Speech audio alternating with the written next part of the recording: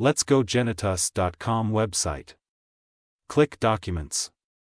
Let's install Genetous Authentication Service. Copy Docker run code here. Paste Docker run code on terminal and run it.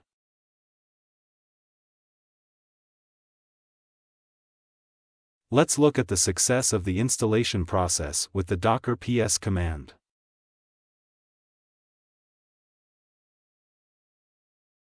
Let's configure Nginx. Copy Nginx code here.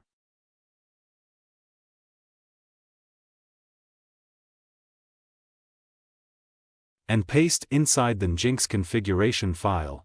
Set proxy pass as the address of your service.